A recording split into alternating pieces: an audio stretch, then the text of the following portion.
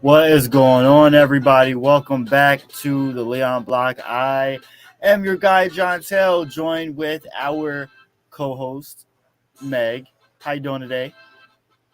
I'm doing great. How are you doing? I can't complain. I mean, I'm living, I'm breathing, I'm here. You know. Right. That's all we can ask for. For real. Well, we are elevating, meditating. You said what about meditating?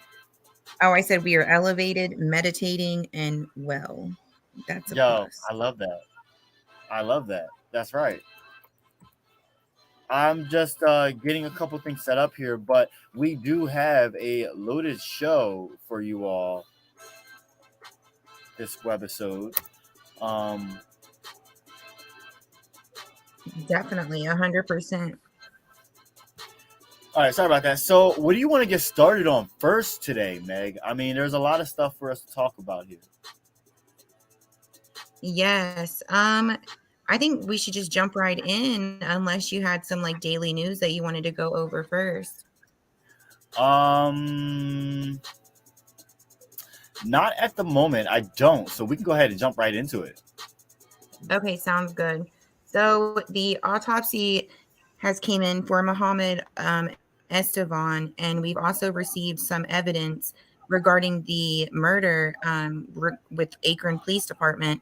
So we're going to be going and diving deep into this content just to see what you guys' opinion of it is, you know, just as observers, as human beings, and find out if you would feel okay if your loved ones got treated like this, and what we can do to stand up for one another and ourselves and work together and, you know, break this and, you know, this situation, you know, that keeps happening over and over again of people being killed by police. Right. So without further ado, we will hop right into the autopsy. And so let me I'm going to mine too here. Oh, where did it go? So this was released by Lisa Kohler. She's the chief medical examiner of Summit County, Ohio. She certified that on the 16th day of December 2019. I'm sorry, granted, the autopsy report for Akron for Mohammed Estevan? Yes. Okay. Yes. So this was from December 2019 that they did a post-mortem examination of Mohammed Estevan, and the following is true and correct of said examination to the best of her knowledge and belief. So his cause of death was gunshot wounds to the torso. The manner of death was homicide shot during police action. So usually whenever we see homicide, you would think that there would be some kind of criminal liability, some kind of criminal charges for this type of thing. So, John Tell, if you want to go to page 2. Yep. Okay, so let me go to page 2 now. Okay, so on page 2, we see the findings and diagnoses. It says gunshot wounds to the torso, pelvis. Gunshot wounds number 1, 4 through 7, 9 through 12, 14, and 15 involve the torso. so his lower mid region. Gunshot number 7 and 11 are perforating wounds without bullet recovery. So the bullets were never recovered from inside of his body. The organs damaged was left lung, liver, stomach, bowel, spleen, bilateral kidneys, and urinary bladder. So what that means is every single bullet that lodged and went into his body, it arrayed his internal organs, and that is disgusting. Oh, Yeah.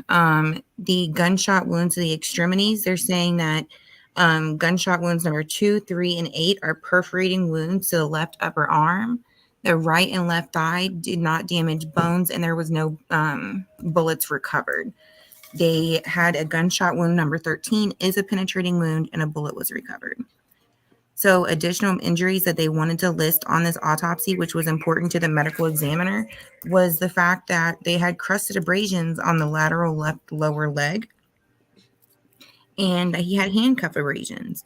So, handcuff abrasions is from handcuffs being too tight. right. So, we have to think like this man was shot 15 times. It says on this page.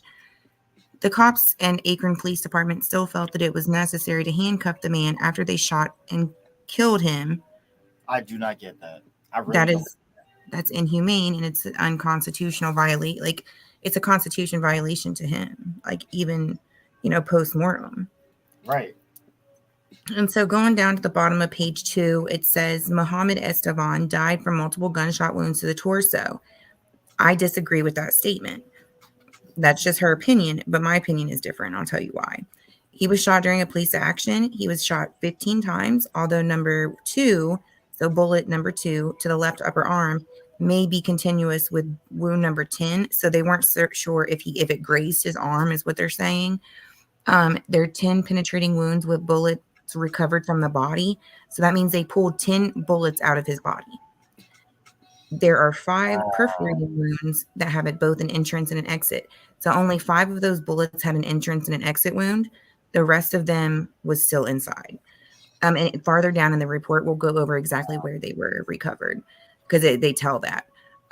So the postmortem toxicology, he had samples taken after his death, and it was negative for abuse of drugs or alcohol. And it says again, the manner of death was ruled a homicide. The bottom half just says additional studies was identification. They used his fingerprints, photography. They did take a lot of pictures, but it was with lack of human regard. And we are not going to show his picture post-mortem on our show because we care about his daughter and the feelings of his wife, Kimberly, and that's just not okay. Right. So they are saying that I'm on page 3 now. The evidence collected. So this is really important whenever you're looking at autopsies, because that means like what they took off the body. So any way that the body was like, that means blood. It means, whatever kind of testing they did, it says right here on Ohio autopsies, on Pennsylvania autopsies, they all kind of like range and look different, but they're all, it's the same thing.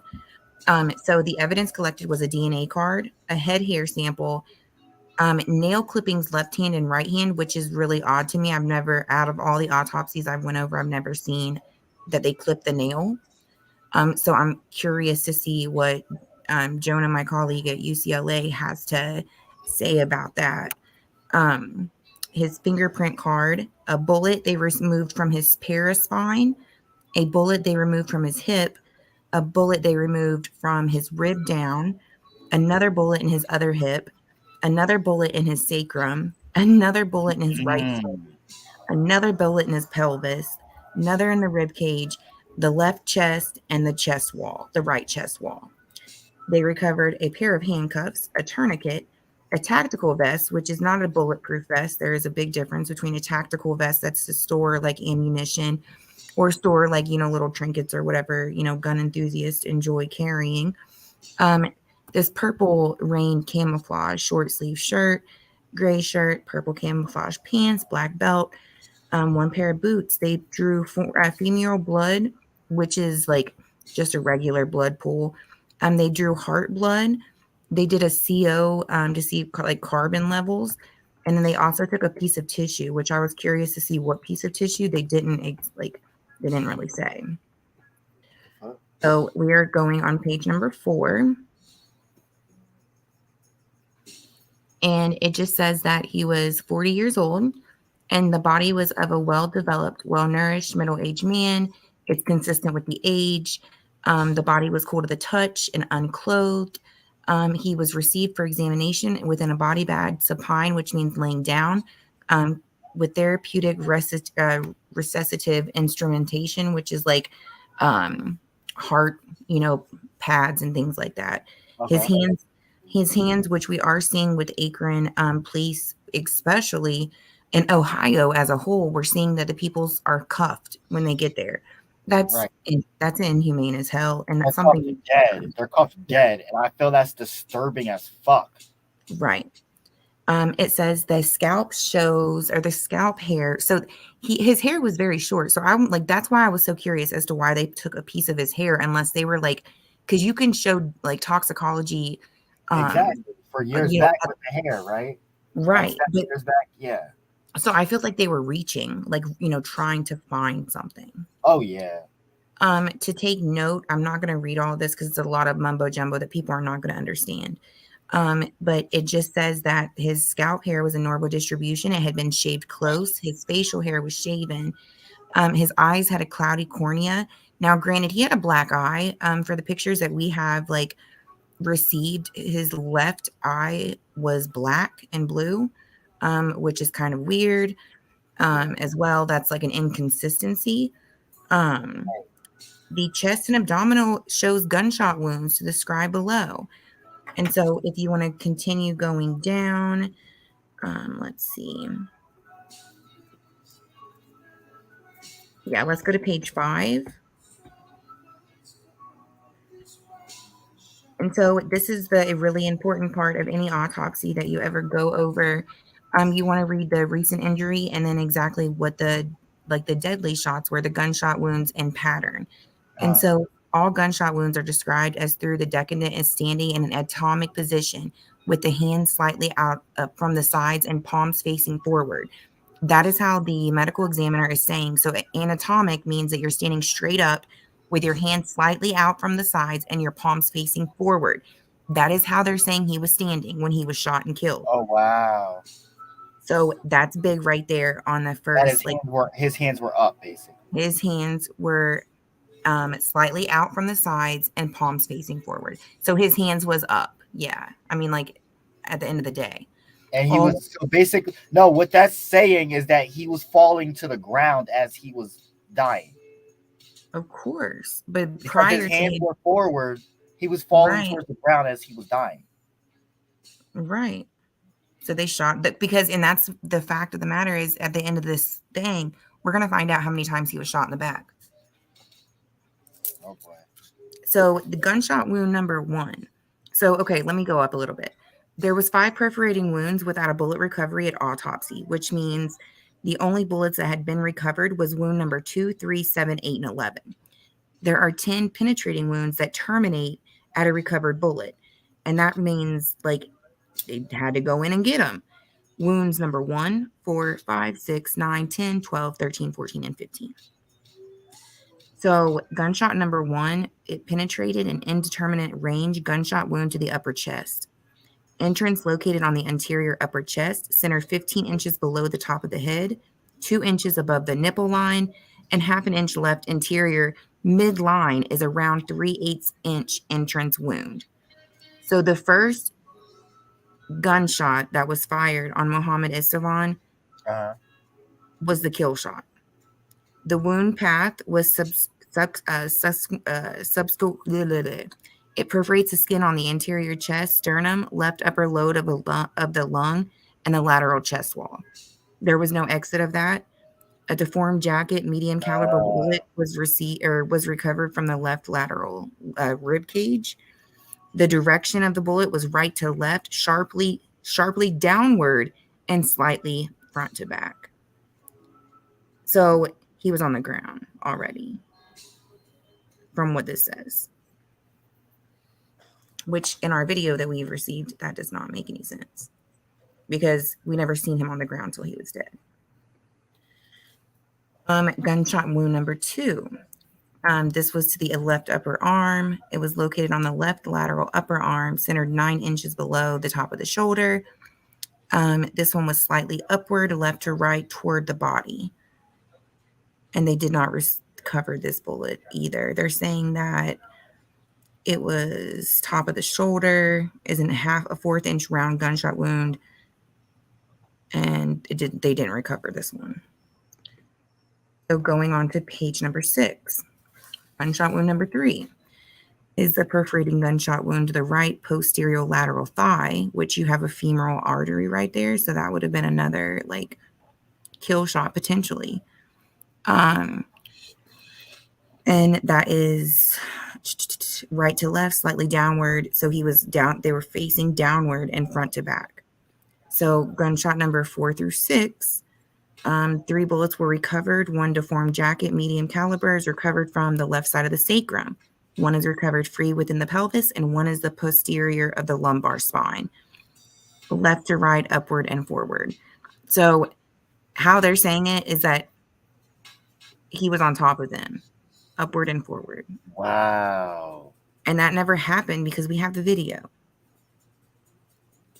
So, and that bullet, all 3 bullets passed through the soft tissues of the buttocks into the pelvis and are associated with a hemorrhage in the abdominal cavity. The wounds perforate the left iliac vein, urinary bladder, and damage the sacrum. So that, I mean, it was definitely, it's overkill. Yeah. Number 7, he was shot in the medial, so right in the crease of his buttock is what they're saying. It perforates the buttocks and enters the cavity, strikes the left ischium before exiting the left anterior groin area. So he was shot in the back on that one. Right to left, slightly upward and back to front. So, I mean, so as of right now, none of this makes sense because we never seen him on the ground until he was dead. There was no scuffle. Like, that doesn't make any sense. We've seen the video. And we're going to play the video for everybody. So you can make your own determinations at that point. The perforating superficial gunshot wound to the left thigh is gunshot wound number 8. 44.5 inches above the slit-like wound just above the entrance, centered 44.5 inches below the top of the head. There was no bullet recovery on that one as well. What happens with police officer bullets is they use like army grade ammunition, and so instead of the bullets, and so instead of the bullets dislodging, like they ricochet throughout your body, and like they're meant to destroy you. They're like, yeah, it's crazy. And so number 9 was a penetrating gunshot wound to the left back. That one was back. He got shot in the back to front, right to left, downward. So that means that the officer would have had to they shot him in the back, right to left, downward. Like they were on top of him, it looked like. I mean, like if you're imagining that scenario, like that's kind of what it says. Okay. And then we have the gunshot wound number 10, and this is 19 inches below the head. And let's see here. It's the skin of the left chest grazes the upper margin of the spleen and lodges into his rib cage. Slightly left to right, back to front. This is another bullet that went into his back, everybody.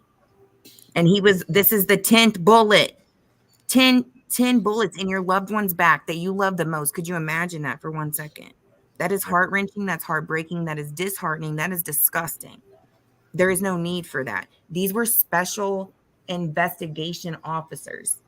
Like, these were not deputies. These were not detectives. These officers were supposed to be watching a senior citizen facility the day that they killed Muhammad. They have not been questioned. Yeah, like they have not been made accountable since 2019. It is time, guys. Like, we're not even halfway through this and it makes me want to cry. Like, just because I couldn't imagine Kimberly having to listen to this. Like, this is somebody's dad. Like, I don't, it kills me. But I mean, you guys need to know that's why we're bringing it. It's the uncomfortable shit that people don't want to talk about elsewhere that needs to be talked about. This is happening in your community, Akron. Like, stand up, wake up, America. This is insane. That's right. Just because you're a Middle Eastern man does not make you a terrorist. It does not mean that you are not loving companion, like a loving companion, kind. You know, this is insane, and this has got to stop. And the only way for it to stop is if we unite across all lines of division and come together and raise hell. Because I'd be raising hell if this was my daddy. Right. For sure. So continuing on, gunshot wound number 11 and 12. The gunshot wound number 11 was lower anterior chest, another kill shot, centered 4 inches below the nipple line, 8 inches above his belly button. Let's see. It gets his liver, left kidney, and the skin on the left back. There was no bullet recovery. It was right to left, downward, and front to back. So that means, again, he was... They meant to kill this man, point blank. They are killers. They are killers. There is no justification or causation for justification of this matter to happen. There was no cause for the action. Facts. Muhammad was sitting down because he had ran 3 miles because his car had ran out of gas. That was it.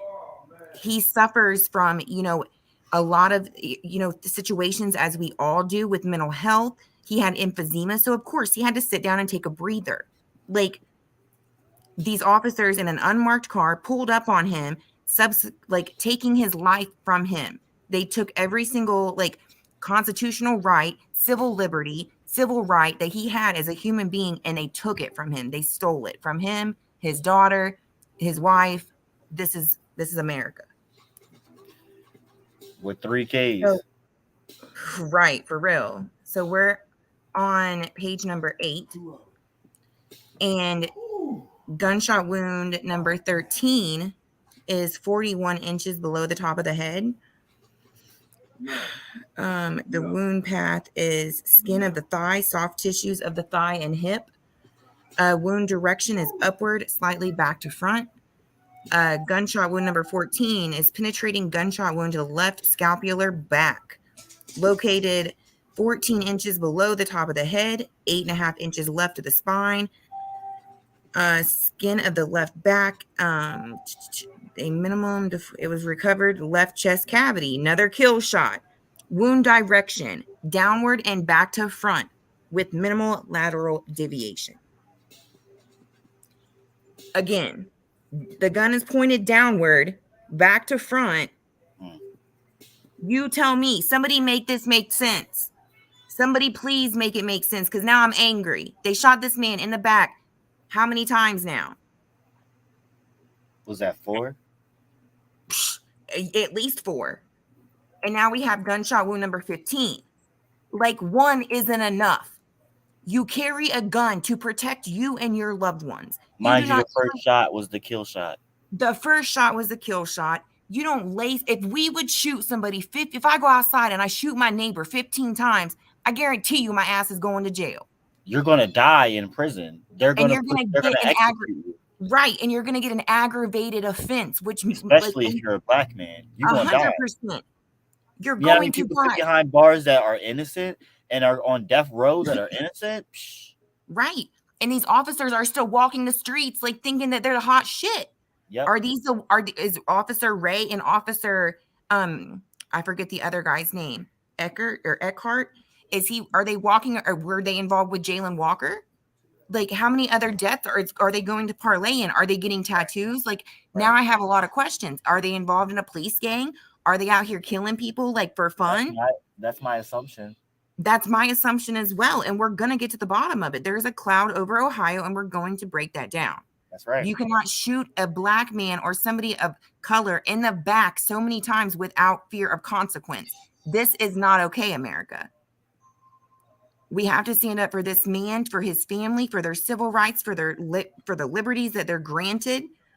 We You are know, going to be doing an episode soon on Ohio. I think I'm going to start, like, head this off and start compiling a list of all the lives that have been lost recently and all the high profile cases and ones that people don't know about when it comes to Ohio, and cases of police brutality and ones that may or may not be connected to police gangs.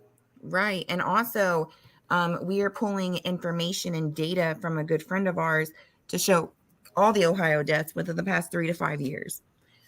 If you have a death in Ohio and by police and you'd like to talk about it, please don't hesitate to hit me or John Tell up. That's right. Personal DM us on our page, on our or personal pages, on the groups, however you can get a hold of us. We want to hear your stories. We want to know what happened.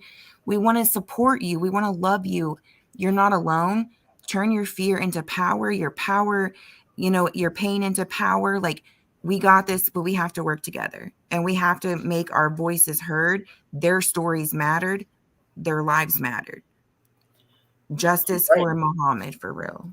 Justice for Muhammad, justice for Donovan Lewis, justice for Amir Yes. Locke, justice for Dante Wright, justice for Micaiah Bryant, Adam Toledo. The list goes on and on and on. Casey Goodson Jr., Walter Wallace Jr., Ricardo Munoz. We could talk all day about all the lives lost. Justice for all stolen lives. You can Right. contact us, like Meg said, at the bottom of the screen. We have resources for you to contact us. 484-909-0873. If you need to text us information, send us pictures about something that you have seen, let us know. We are in the process of getting our website up and running so that you can just give us a tidbit of information there before we actually can get a chance to speak with you. You definitely have modes of ways to contact us. You also can email us at theleonblock@gmail.com. If you also have any autopsies that you think are really weird, that something doesn't set right, if you need them looked at, please contact us. We'd be happy to go over them with you. We are not professionals, but we have been self-educated and taught in this process by the best, and we would love to share our knowledge with you. Also looking for any sponsors that would like to donate to our podcast and live videos. We greatly appreciate all the love from the community and the nation. And I think that's it for that autopsy because my stomach's sick now. Like, justice for Muhammad. Talk about it. All right, so what else do you want to get into? What's the next thing, Meg? I think that we should definitely take a break or like a little breather because that was real Yeah. heavy. And I know that just I do these every day, but it's that one's still really heavy for me. So we can end this episode and then we can just go into the another because Yeah, of course. Let's take a break quick. And what would you like to get into next? we can show some photos that we've received Sure. from, let's see here. Actually, we can either, however you want to do that, we can do a whole nother episode with the photos because with the evidence alone, we have a lot. So I just want to make sure that it's all properly received and able to be found within our platform. Got you. Okay. Well, everyone, I will show you a few clips of things. Make sure you meditate on your path, celebrate your being, liberate your spirit, and educate yourself. Stay tuned. Go to the Leon Block Independent Media Facebook page, my personal page, or Meg's personal page, and you'll be able to check out more information and see the next stream. We will be right back.